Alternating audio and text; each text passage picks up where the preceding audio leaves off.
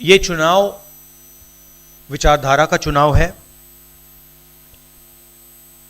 एक तरफ आरएसएस और बीजेपी जो संविधान है, लोकतांत्रिक सिस्टम है, उसको खत्म करने की कोशिश कर रही है, और दूसरी तरफ इंडिया गठबंधन कांग्रेस पार्टी संविधान को, लोकतंत्र को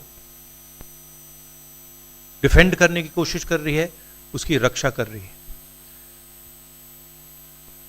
चुनाव में दो तीन बड़े मुद्दे हैं। सबसे बड़ा बेरोजगारी, दूसरे नंबर पर महंगाई, भागीदारी। मगर बीजेपी 24 घंटा डिस्ट्रैक्शन करने में लगी रहती है। कभी प्रधानमंत्री समुद्र के नीचे चले जाते हैं, कभी आसमान में सी प्लेन पे चले जाते हैं, मगर जो मुद्दे हैं उनके बारे में ना प्रधानमंत्री ना बीजेपी बात करती है।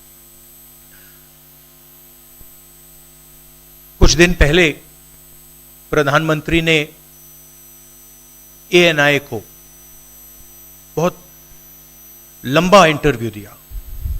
स्क्रिप्टेड था मगर फ्लॉप शो था। प्रधानमंत्री जी ने उसमें इलेक्टोरल बॉन्ड्स समझाने की कोशिश की। प्रधानमंत्री जी कहते हैं कि इलेक्टोरल बॉन्ड्स का सिस्टम ट्रांसपेरेंसी के लिए लाया गया, राजनीति को साफ करने के लिए लाया गया। अगर यह सच है तो उस सिस्टम को सुप्रीम कोर्ट ने रद्द क्यों किया? और दूसरी बात, अगर आप ट्रांसपेरेंसी लाना चाहते थे तो जिन लोगों ने आपको पैसा दिया, बीजेपी को पैसा दिया, हजारों करोड़ रुपए दिए, उनका नाम आपने क्यों छुपाया था? और जिन तारीखों पे उन्होंने आपको पैसा दिया उसको आपने क्यों छुपाया था? पता लगता है हजारों करोड़ रुपए का कॉन्ट्रैक्ट किसी कंपनी को मिलता है, उसके एकदम बाद वो कंपनी बीजेपी को पैसा देती है।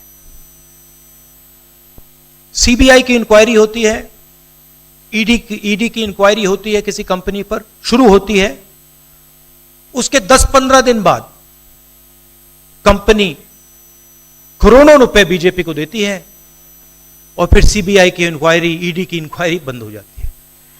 सड़क पे इसको एक्सटॉर्शन कहते हैं, एक्सटॉर्शन कहते हैं सड़क पे। तो ये जो है इलेक्टोरल बॉन्ड्स का जो स्कीम है, ये दुनिया का सबसे बड़ा एक्सटॉर्शन का स्कीम है।